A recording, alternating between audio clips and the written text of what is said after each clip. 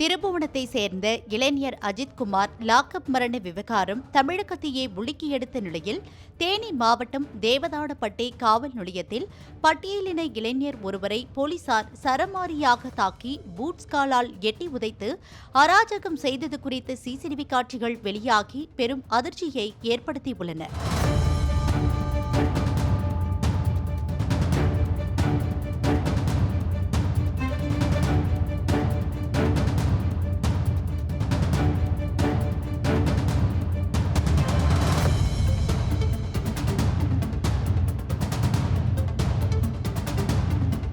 மடப்புரம் பத்ரகாளியம்மன் கோவிலில் பணியாற்றிய அஜித்குமார் காவல்துறையினரால் தாக்கி கொலை செய்யப்பட்ட சம்பவம் தமிழ்நாடு முழுவதும் கடும் கொந்தளிப்பையும் அதிர்ச்சியையும் ஏற்படுத்தியுள்ளது. மேலும் தோட்டத்தில் வைத்து அஜித்குமாரை போலீசார் தாக்கிய காட்சிகள் வெளியாகி பெரும் பரபரப்பை ஏற்படுத்தின. இந்த விவகாரத்தை நீதிமன்றம் கையில் எடுத்திருக்கும் நிலையில் சிபிஐ விசாரணைக்கு முதலமைச்சர் ஸ்டாலின் உத்தரவிட்டுள்ளார்.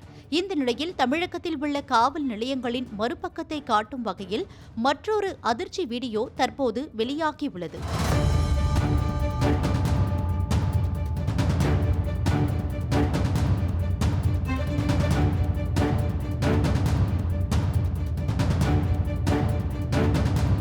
தேனி மாவட்டம் தேவதானப்பட்டியை சேர்ந்தவர் வழக்கறிஞர் பாண்டியராஜன்.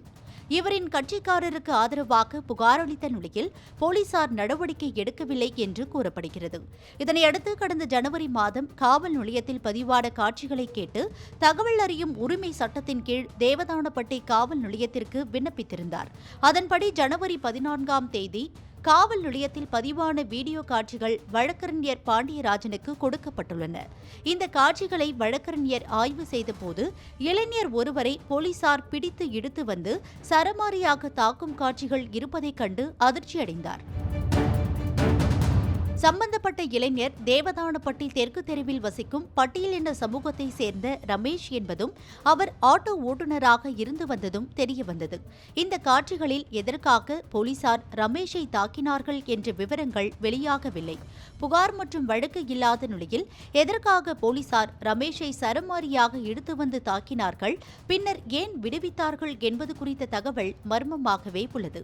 இந்த சிசிடிவி காட்சிகளில் போலீசார் ரமேஷை காவல் நிலையத்திற்குள் இழுத்து வருவதும் பின்னர் அவரை தாக்கியதும் பதிவாகியுள்ளது.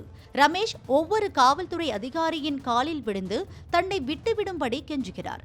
அப்போது காவல் ஆய்வாளர் அபுதுல்ஹா உள்ளிட்ட அனைத்து அதிகாரிகளும் அவரை மாறி மாறி ஷூ காலால் மிதித்து தாக்குகின்றனர். மற்றொரு காவலர் ஒருவர் ரமேஷின் கன்னத்தில் தொடர்ந்து பல முறை அறைகிறார். மேலும் போலீசார் சரமாரியாக மாறி மாறி அவர் மீது தாக்குதல் நடத்தி லத்தியை கொண்டு இரக்கமற்று தாக்குவதும் பதிவாகியுள்ளது. சமூக வலைதளங்களில் வெளியாகி கொந்தளிப்பை ஏற்படுத்திய இந்த வீடியோவால் தேவதானப்பட்டி காவல் ஆய்வாளர் அபுதுல்ஹா மற்றும் 4 போலீசாரை ஆயுதப்படைக்கு மாற்றம் செய்து தேனி மாவட்ட காவல் கண்காணிப்பாளர் சிவபிரசாத் உத்தரவிட்டுள்ளார்.